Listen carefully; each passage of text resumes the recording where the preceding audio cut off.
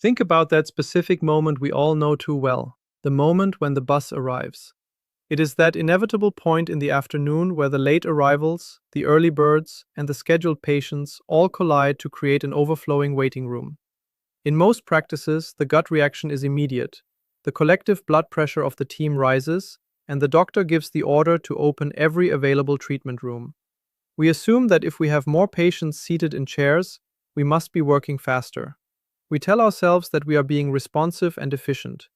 But as a leader and a clinic owner, I want you to recognize that this assumption is actually a critical error.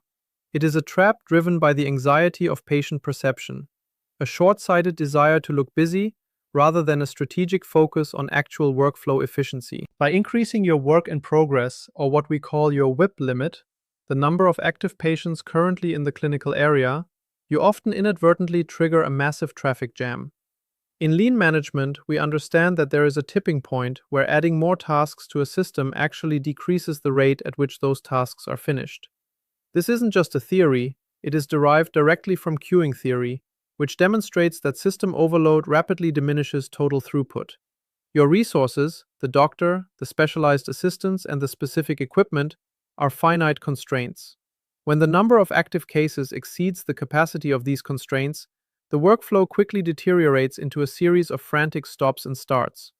Successful clinic leaders understand that controlling the queue before the chair is the key to mastering the speed within the chair. To visualize this, consider a fascinating study from the London Underground regarding the stand on the right, walk on the left rule on escalators. While it seems faster to let people walk, researchers found that during peak times, this creates inefficient gaps and wasted space. When everyone was instructed to stand on both sides, filling every single step, 27% more people reached the top per minute. This counterintuitive finding highlights the difference between perceived speed, the person running up the stairs, and true density, which is full capacity utilization.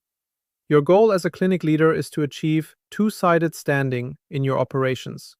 When you open an extra room just because the waiting area is full, you are creating a walking effect. You start jumping between chairs, your assistants are running down hallways to fetch supplies, and the turnover time between patients increases due to the physical distance and the mental switching cost of moving from one case to another.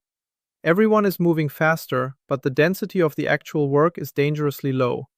The cost of this switching is profound, especially in a high-precision field like orthodontics. For the practitioner, mentally shifting from a complex bonding procedure in room 1 to a quick appliance check in room 3 requires a costly period of reorientation.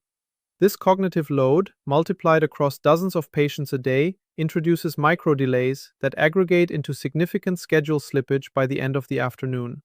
The physical act of moving to retrieve instruments or manage charts further fragments the focused, value-adding time we should be spending directly on patient care. Operational excellence is not measured by how much your staff runs. It is measured by how quickly the patient leaves the chair satisfied. Every time a doctor has to walk to a new room, find fresh gloves, and reorient themselves with a new chart, time is lost. This is the accordion effect of traffic. When you spread your team thin across too many rooms, you create friction that translates directly into wasted time from the patient's perspective. The lean solution is to strictly limit your work in progress. By keeping the number of active chairs manageable and synchronized with your available resources, you create a dense flow. It is always better to have one room where the work never stops than 3 rooms where everyone is waiting for someone else to show up. Implementing a hard WIP limit, for instance capping your active treatment rooms at 3 regardless of waiting room occupancy, forces a discipline upon the team. This discipline creates a predictable rhythm that allows assistants to pre-stage all necessary tools and allows the doctor to maintain a focused clinical scope. This strategy minimizes the time spent in transition and maximizes what we call time on tool. True dental leadership requires the courage to resist the urge to panic when the waiting room is full. It involves making the difficult, data-driven decision to sometimes hold a patient in the waiting room, even when a chair is physically empty, because seating them would disrupt the existing flow and slow down the total rate of completion for the entire queue. Instead of reacting to the chaos by spreading yourself thin, focus on maintaining a steady, dense flow that clears the queue faster and with significantly less stress for your team.